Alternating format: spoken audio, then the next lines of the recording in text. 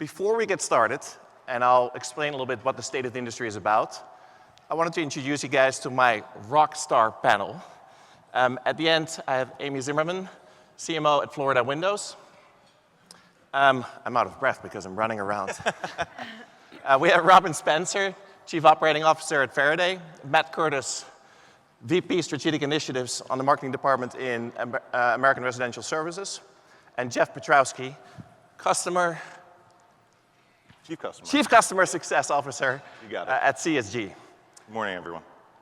You might have actually seen some of the Lego theme, and I'm going to come back on this a little bit later, both in the videos, both in the socials, and it has to do a little bit with our booth that we've actually created this year for LeadsCon. Let me jump in. This year, we conducted a survey among all of you, all attendees of LeadsCon and RPX newsletter list has received the ability to provide feedback on this year's input for the state of the industry. This is something that we've been doing for the last 7 years, and we're super excited to be presenting this year's results as well.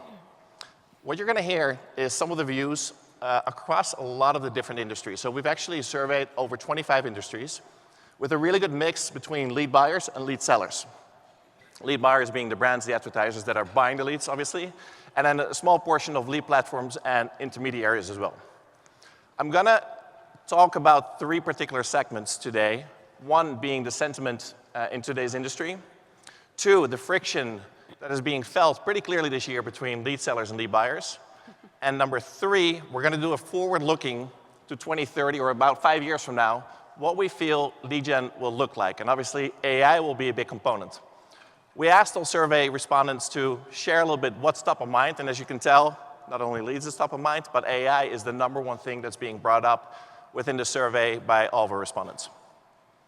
So let me jump in, first of all, about the industry sentiment. And then I'm going to involve the panel to actually gather some of the feedback that I think we're going to have some pretty interesting views on this stage today. Every year we ask, how positive, how optimistic do you feel about today's industry? This year, 60% feels optimistic about the industry. What's very interesting, though, is that there's a pretty big divide between lead sellers and lead buyers. Lead sellers are about 50% more optimistic than lead buyers. How that compares to the last couple of years, actually we've seen a little bit of a decline.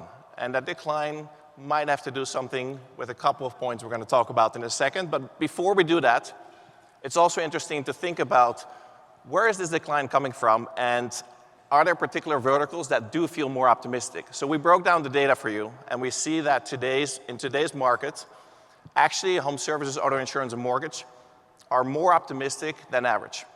We've seen that increase already with auto insurance and mortgage last year, but home services is really top of the charts this year. Curious about your point on that in a little bit, Amy. Some verticals that are dragging confidence in the meantime. So before we go to the next section, I actually want to ask all of you, and I'll start with Robin. What are your thoughts? Why is the industry not as optimistic as the last 2 years, and what might be causing that from your point of view? Is it the macroeconomics with lots of stuff going on in the world, or is it actually something maybe within our industry today? Yeah, I mean, I look at these and kind of have this is a cathartic moment, I think, for us all to sit in the room and look at these together. I imagine it's a host of different things. It feels like everything changed in 2025 going into 2026. And if we just look at the last 3 months alone, looking at where AI has truly been going, and I think the world has shifted underneath us. It's no longer writing poems to your friends with ChatGPT. It's really changing the way that we're buying and selling. And I think a lot of it is due to that. I mean, yes, the macro as well, but I think there's a lot more for us to unpack in terms of the impact that's having on all of our sentiment. Jeff, CSG is highly active within the insurance vertical. Curious about your thoughts. Are you think more optimistic than the average person in the room today? Well, so on paper, I think everybody in the industry is highly optimistic, right? If you look at EverQuote's earnings results toward the tail end of last year, up 41%. Media Alpha's transaction volume up 64% year over year. Progressive spent $1.3 billion in a single quarter last year. And towards the tail end of 2025, Geico's ad spend went up 35%. So on paper, it looks like auto insurance is flourishing, right? Where I'm watching with a close eye and where I'm a little bit concerned is Geico increased their ad spend by 35%, but only saw a 5% increase in policies in force from it. So I'm starting to grow concerned that in auto, we haven't learned the lessons from the profitability crisis that we just emerged from. And there's no doubt that volume is back, funding is back in the market. The question is whether this budget is going to turn into business and whether that business is going to be profitable long term. So a little bit of a tale of two cities, which I think you saw on the slide there. Amy, do you think it's actually harder to buy and generate leads in this market this year?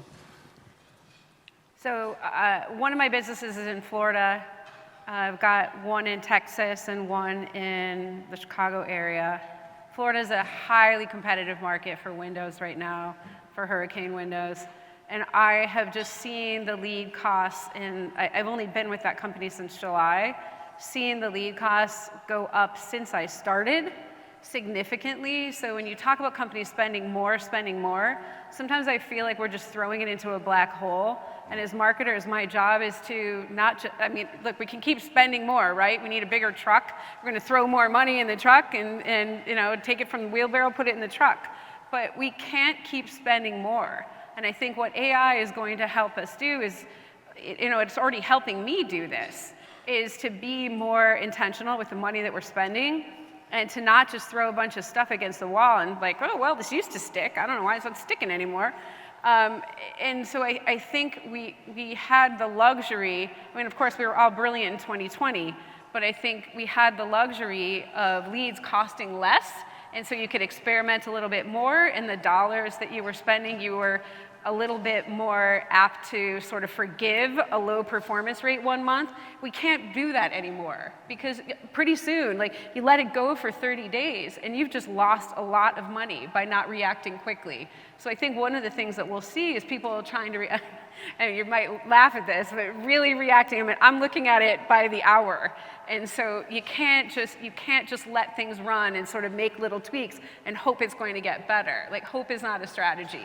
And so I'm very cautiously optimistic, but the price of leads keeps going up, and as we're competing against our competitors, it's not doing anything to bring that cost down, because we're all running over here to do this, and we're all running over here to do that. 100%. And yeah, so it translates into just a more expensive environment for everybody. And at the same time, other media channels are not getting easier. Paid search, for example, obviously is under a lot of pressure with all the AI changes. Do you think actually maybe the pessimism is, if I call it a little bit more of a pessimism this year, is also coming from the fact that there's more pressure on lead gen and affiliate because the other channels are actually really much harder. So we've got to make this work more than ever before. What do you think, Matt? Well, I think you know, as you go channel by channel, right? We're trying to, you know, I think two things, right? One is the affiliate channel is never a standalone channel for us. It's always through the lens of I have investment dollars and I can put those investment dollars into any number of channels, and so I'm going to find where the best return on my investment is. At the same time, there's definitely pressure on search overall. Google's making changes to everything from their local map packs to presentation of AI overview windows, and so I think there's a desire to diversify, right? To reduce our concentration risk so that we have other sources, and that's where, you know, we're trying to put pressure and solve affiliates, but also any other channel, right? If I can solve, you know, add some new emerging channels that I don't have now, that's a place where I can pull budget or put budget, right? And so, you know, for us, I think we see that, you know, search is obviously still a huge part of the business and very viable, right? But I need to find growth wherever it's most effective between all of those channels. 100%. So two other very important stats around the sentiment that we want to share is that this year, 28% of lead buyers are stating that they're missing their ROI targets. That's a big number. But not just 28%. When these targets are being missed, they're being missed with a 1x. So when your target is $100 cost per appointment, they're literally paying $200 cost per appointment on average. That's a crazy number. Now, if you look at it from the other side, as I mentioned before, lead sellers are much more optimistic. So that friction is pretty interesting. And I'll come back to you in a second, Amy, because I think you were already alluding on this. So lead sellers are running much more positive in terms of margins and EBITDA than ever before, than we've ever measured in the last 7 months. In addition to that, 88% of lead sellers think they're hitting their buyers' goals. Clearly a mismatch with the previous slide that we've shown. And last, 60% of lead sellers stating that they're receiving a higher price. So to these points, Amy, what are your thoughts? You already talked a little bit about it, but specifically in the light of actually lead buyers missing their target still at this point, what is causing this and what should change from your point of view? Well, I'm happy that lead sellers are making money. I mean, hey, that's great, right? I mean, you've got to sponsor LeadsCon. So I'm thinking that, you know, we have to align and we have to treat everyone as a partner. Look, if we're not making money, then eventually you're not going to be making money either.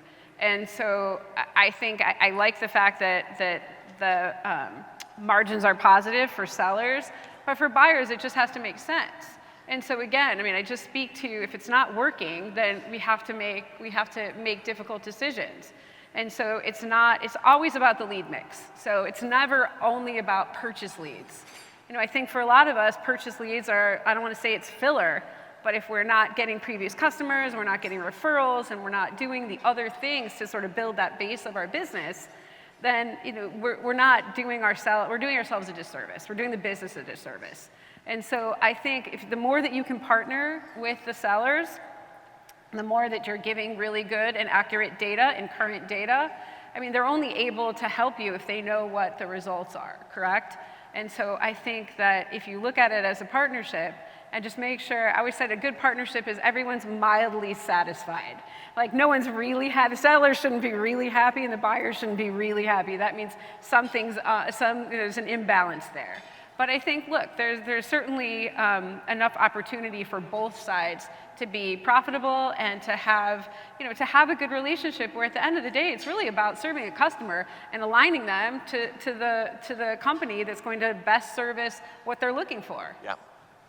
Jeff, you've been in the industry for a long time, first through Jornaya, various marketing solutions. You've always had a pretty unique view of lead buyers and sellers and overseeing the whole ecosystem. Do these numbers surprise you? Surprising? Maybe not. It's funny that you mentioned my history at Jornaya because that's the hat that I have on when I look at data like this. And to me, this is more about sellers and buyers optimizing for a different equation at the same time. So I fundamentally believe that sellers are doing a great job providing quality leads to their clients, and they are hitting their margin goals, they're hitting their CPA targets, and I fundamentally believe that buyers are not hitting their ROI targets too.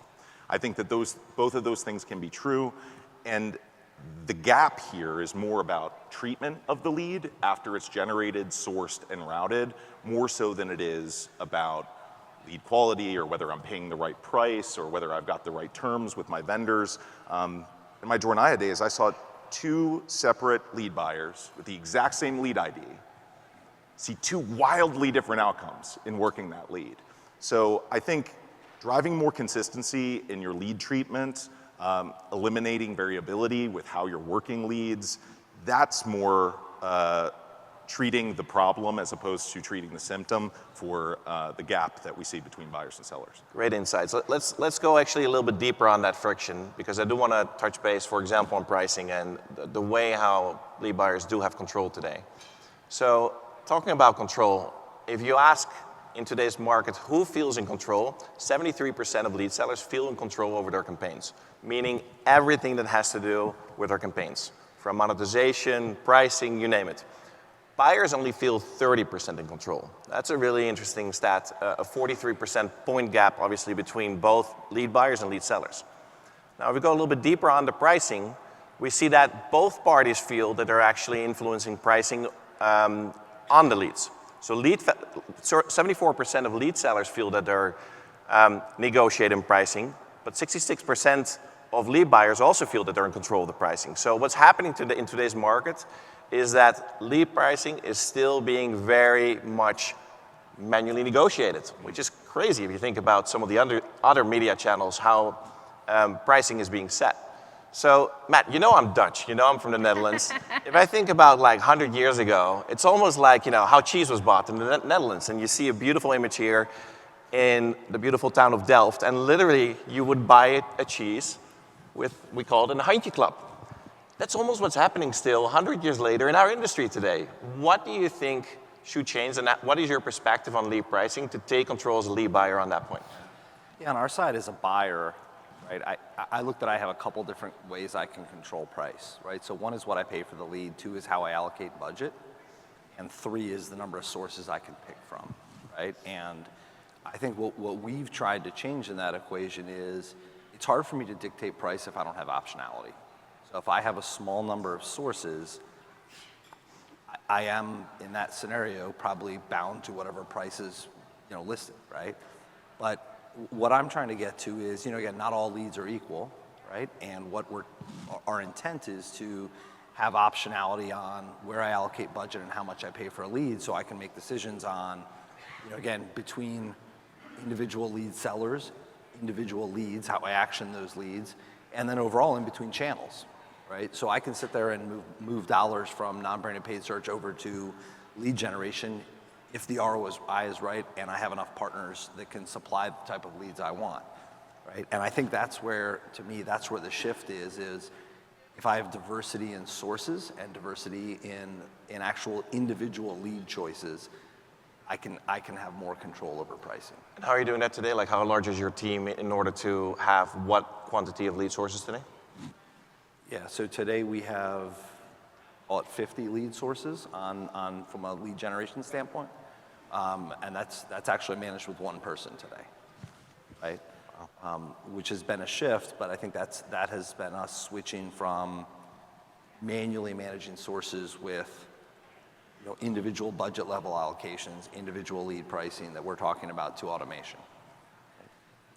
So it's interesting, if you look at the average in the industry today, the average team size to manage a lead gen campaign or a lead gen channel is 10 full-time employees. And 60% of lead buyers feel that that's too much. It's not the ideal size. So the average amount of lead sources that's being worked with today in today's market is 15. That's the lowest number that we've measured in the last 4 years. Last year, it was 33 sources. So we're actually seeing a shift of getting more people managing less lead sources. Almost like 2 lead vendors or lead sources per full-time employee, which is pretty crazy. So we're seeing a very highly operational way of working today. So that brings me really to the point of automation. How is automation actually embedded in today's lead gen practices? And a lot of lead buyers say that they have very little automation in the items they feel can be automated in terms of campaign management. 65% of buyers actually report low automation. And some lagging industries on that are primarily in the insurance categories. And then you see home improvement, mortgage, and auto insurance, again, being optimistic, actually having a much higher grade of automation being implemented in today's market. So to round it up in terms of today's sentiment and the friction between lead sellers and lead buyers, we've obviously seen that there is a big subset of lead buyers that are making their ROI goals work. So what is setting them apart from the lead buyers that are not hitting their ROI? Well, there's really 3 things.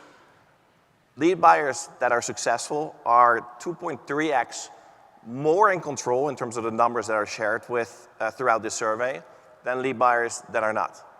50% of successful lead buyers have the majority of their operations in terms of campaign management automated today, and a staggering number of successful lead buyers actually have 4x more lead vendors or lead sources today that they're buying lead sources from, which comes to your point that you mentioned before, because you can actually hedge your bets and really pick and put pressure on the pricing.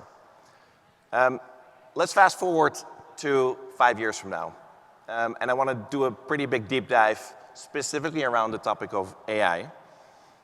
We've asked everyone, what is your sentiment of AI adoption within the category, within the vertical that you are in? And we see that Medicare and solar, perhaps surprisingly, are felt as the highest AI adopted industries in today's market, where personal loans, financial services, and education are not. Obviously very highly regulated verticals by themselves as well. 45% of today's industry feels that we are not where we should be in terms of AI adoption. We're lagging behind. We could do much more. And if we look forward, if we ask the question, how should AI play a role in your automation? Only a small portion of respondents say that AI should fully automate all processes. It's really being seen more as a tool than running AI in terms of full automation, which is pretty interesting and surprising somewhat to me. What are your thoughts on that, Amy? Like, how do you think about 2030 from now in terms of where you want to be in automation, and does that match with the average respondent? Robin and I were talking earlier in the speaker's room, and I said, at some point, my job could potentially be obsolete, and all of this could be run by AI. And then you think about, though, at some point, there has to be sort of a puppet master that's managing all of this. And so I think all of us could probably use more automation in making decisions. I mean, we're especially marketers. I know there are small business owners here and probably larger business owners here. And I think that the more that you can automate reporting, the more that you can automate what your expectations are and how your sources are performing to those expectations and to the ROI that you're expecting from those particular sources, how you did, this week versus last week, today versus yesterday, Monday versus Monday last week, this year versus last year, March versus March. I think all of that can be automated, and like at the end of the day, though, you're the one that has to make the decision about what to do next. And so you can automate reports until the cows come home, and AI can tell you what to do. I think for those of us who've been doing this a long time, there's a certain this factor, that doesn't feel right. I tried that before. And I mean, AI's got to catch up to, unfortunately, the experience that we collectively have on this stage, and in the audience. AI is going to have to catch up to all of that experience and things like, man, I did that before, and it worked or it didn't work. But I think having that knowledge and being able to have those reports as automated as possible, I don't know if I'm ever going to get to the point where I'm going to let it automate the decision making for me. I think I would have to be to a point where I've done it and it was working, and then I could sort of let go. I mean, I think a lot of marketing is sort of being a bit of a control freak. Thank you. Robin, as a context layer, really providing data to your clients, how are you seeing companies adopting AI, and how is your data being a part of that in today? And in the background, we see a couple of the top 5 use cases in today's market from both lead buyers and lead sellers. Piggybacking off of what Amy was just saying, I think automation is almost one step further than most people are at. And when we are talking with clients, I'm like, we got to keep it simple still. If we go back to that, it's a manual process to figure out what the lead price should be. We're already like cart before the horse is your data in a place where you have enough context about the leads that you have and how they are converting to be able to automate. And I think this is what you were describing of I love the idea of automation. I think it can be a little bit of a circular conversation if we get there before we say, have your data layer, understand, if you do not understand who your best customers are in 2026, you gotta figure that out first. You gotta be able to have that conversation so you as a lead buyer are armed with that data for the lead seller conversation and vice versa. And I think that's what I see where if you can get your data layer in place, then the automation and the AI can build on top of it. Context is king or queen in this scenario that I think is really the basis for the rest of this to actually take the leap that I think we all want it to. But it's so hard because actually there's so much more data available than ever before. Some of the data is very siloed. Yes. So how are companies like ARS really thinking about centralizing their data, using the data, and building the right data layer to then make the right actions in terms of AI use cases? And we've deployed AI in a bunch of places across the business. We have an AI tool that listens to and provides feedback and coaching from a sales experience in the home. We have a scoring engine that helps us evaluate every job through the most absolute sense. If I have 2 jobs and only 1 human, where do I send them? And then the big challenge for us is we have all of these different data lakes at each step in the process, and building the connective tissue of how do I get the data so that it's all consolidated through the process so I can inform my lead buying decisions in real time based on what happens in the home transactionally and feed content through that process. And then align all of those data processes, and that's where transparency is going to be super important, because as we've deployed AI across the business, I have two options. I have the transparent data that the AI can score, can learn off of, and can implement, and I have the places where if I don't have that data, it essentially gets classified as an other, right?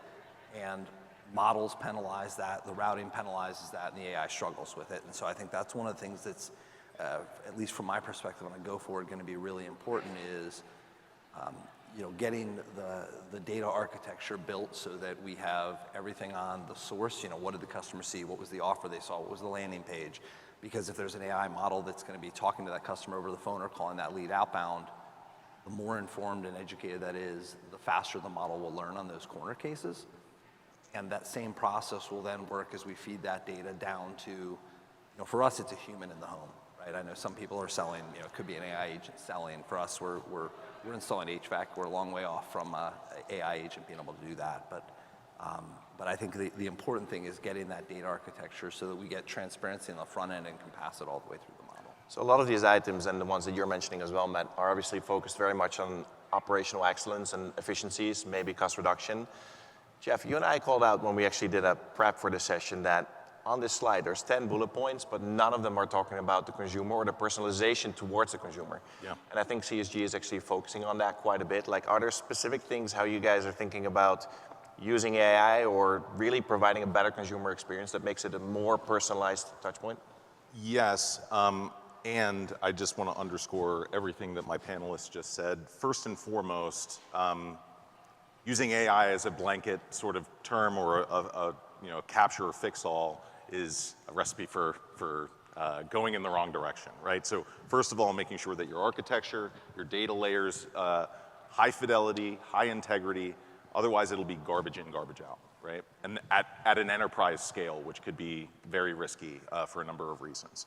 So the other thing that Amy said was starting with high leverage activities internally for automation around reporting, analytics, things that historically humans have done that are really high effort and high impact, but take a lot of resource and energy to do. That is exactly where the horsepower for AI comes into play. And then once you become experts in that way, then you can start to layer external activities, right? So I think that Robin said it best, like, we are one step removed from a reality where AI could be used externally to really improve the customer experience. That's what we worked on for the last 2 years at CSG, is getting our platform and getting our the quality of our AI voice and SMS services up to the point where it is acceptable and an optimal experience for enterprises at scale, right? So we're not an AI first company. We are a testing and iterating first company, have been for 32 years. And I think that AI is just a way that helps us do that better or easier than we've ever done. But all of these principles and tactics are things that we've been talking about at LeadsCon for many, many years, right?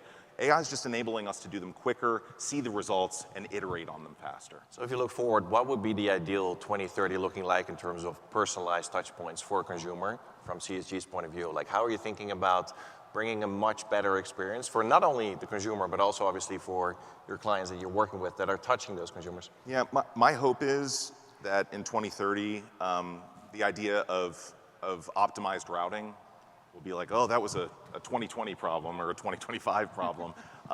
In 2030, my hope is that we're actually using automation. We can use AI as the buzzword, but automation to drive next best action, to drive sequencing, to drive multimedia outreach, scripting, messaging.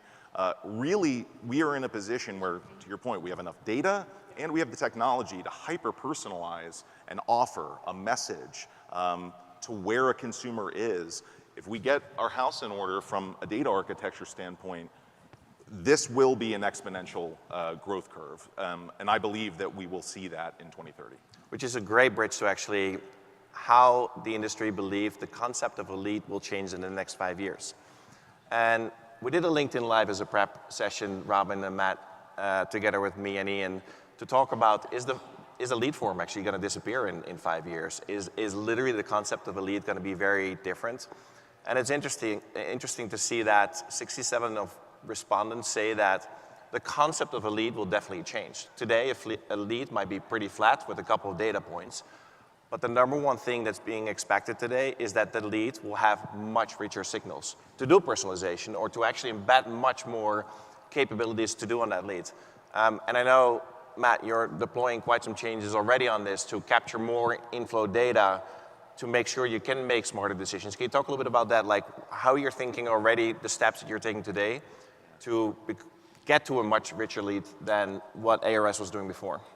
Yeah, I think ultimately it's about sort of meeting the customer the way and how they want to be met, right? And so, what we're trying to do is, if a customer wants to submit a web form, that's great. They can submit a basic web form, right? But a lot of people, what they really want is, like in our world, they want their problem fixed, they want an appointment scheduled, they want someone to be able to come out to their home. So it's about giving the customer the tools to interact with us the way they want to interact with us. So where AI can help is, if they do want to submit a web form, I want to call them more quickly and know why they submitted the web form, right? Prior to the call. Prior to the call. And if they send me a phone, if it's an inbound phone call, I want to know all of the data and be able to respond quickly to that. But if a customer wants to chat, book online, go through any one of those other features, that's where I'm deploying AI to let me say, okay, well, you don't just want to submit a web form, you want to book. And understand and ingest, again, what was the source, what's the need in our business? It generally starts with a problem. My house is too hot, too cold, whatever it might be, right? And leverage AI to give the customer the chance to tell us that information more quickly in real time, where they don't have to, there's no wait, there's no delay. I can solve overnight, I can solve over capacity, all of the pain points that have hurt conversion, right? Which is, speed to lead, call center capacity, call center hours, and call center conversion. I can guarantee consistent performance through that process by having the same scripting, same experience, and delivering to the customer what they want far more quickly across all of those interaction journeys, right? So it's not just a web form or just a phone call, right? It's letting the customer meet us. If they want to self-schedule, they can self-schedule, and I'll deliver them the tools leveraging AI to do that. Matt just said something really important, gave us a peek behind the curtain as to how that would be architected, right? But to the consumer, it's also really important that it feels like one experience. So what we're doing and seeing a lot of uptake in is, if a consumer wants to start via text, you're starting via text, you're building that trust, and they say, you know what, call me. I'm available now. It's critical that the information that they've already provided you, not via data appends necessarily, but the information that they've already given you carries over to that phone call. And it feels like a continuation of the conversation as opposed to starting over. So a couple of other stats that we'll go through quickly. 67% believes that if there's any compliance risk, AI should pause any campaigns. Lead buyers are a little bit more vocal on this point than lead sellers, which I think we can all understand in this room. And then the top 3 things that require more transparency is proof of consent, interesting, still coming back. Real-time performance and quality data, and clearer visibility into traffic sources. Things that are really not that new versus the previous years that we've talked about. Now, 42% of lead buyers feel that they can completely automate the way how budgets are being managed, how pricing is being controlled, and campaigns are being ran by the year of 2030. I'm curious just to ask all panel members, and I'll start with you, Amy, what you're thinking, what your real dream is for 2030 for your role to be changing in today's market versus today's market. How does 2030 look like? What's the number one thing you want to change, and how will you get there? And I'll ask that question to all panel members. So right now, the front end of buying a lead, so the lead gets delivered to you. I mean, all things being sort of set up appropriately. You know what kind of leads you want, you know who your target is, and so you buy, let's just say you bought the right lead. For us, we have different call centers. So we've got things that are coming in after hours, and we now have AI answering those calls. We are text messaging. We're calling immediately. We have the ability to set an appointment online. Those aren't necessarily purchase leads, but for a website and Google and things like that. And so I think for me, it's not just the quality of the lead. We need to have the best people. So not everybody has a call center. We have a call center with 60 people sitting in there. And so I think that for me, the most important thing is not to sort of throw the baby out with the bathwater. I've used that expression before, and young people go, what? But I'm old, and sorry. But I think that it's not just throwing up your hands and saying this doesn't work. It's making sure that along that continuum that you've done your very best to nurture that lead and to make sure that you're handling those leads in the best possible way. And so do I feel like we will automate that lead process? When I feel really certain that the speed to lead is there, that we're handling all those calls appropriately, and maybe if we do away with calls and it's just AI voice, then we'll have a little bit more control, or maybe that's not the best consumer experience. But I think the next 5 years, the next 2 years probably, are going to tell us what a consumer will sort of accept in terms of an AI voice, in terms of texting versus calling. And I think that is going to determine the rest of that continuum of the lead. Amazing. Robin, I'm going to give you a magic wand. What does 2030 look like? I think it's a world where leads end up becoming the consumers they are on the other end again. Because you can have, again, okay, I'm the data person, so I see things like the world through data lens. And if you know that a lead, it's not just about the score they got of how likely they are to convert. We can do some of that too, but it's more the context of, do they have a family? Do they have, pets at home? Are they an Amazon Prime person? You can have all this rich context that then LLMs are really good at being able to combine all of that. So you can start to have a personalized journey because that AI layer, or that data layer plus AI allows for, I think, what we all want, which is ultimately getting connected to the brands that you want to buy from. And I think if we can orchestrate that and see the world where humans have their role in it, data has its role, and AI, and I think that piece, that's what I'm excited for a 2030 where a personalized journey doesn't mean being creepy about it or trying to push people down a certain route, but instead really meeting them as the human that wants to buy. Like, that is so cool. And I think we are very close to that when we get all of those layers working together. Matt, when you're talking about the way how you guys are operating today, it sounds like you're actually fitting into the bucket of successful lead buyers today, and you're already thinking about where the industry wants to be in 2030. But if you would really push that question, what would still change from your perspective 4 or 5 years from now? I think the big thing, right, is what we're trying to get to is personalization of journey from the consumer. My goal is to get the right consumer to the right sales experience to the right technician in the home and have the connective data to enable that, right? So when I think about what that means on the lead side, that means I need to have optionality in what I buy, right? Because in our business, there's huge variability between two consumers. Right? And then ultimately take that data and be able to pass it through my architecture to deliver exceptional customer experience, where today I think that's hard, right? It's variable, and I think it's inconsistent, right? And so I think that's our goal, if I had to say it, would be to take lead buying, and it's not about buying less or more leads, it's about buying the right leads and then delivering the right customer experience.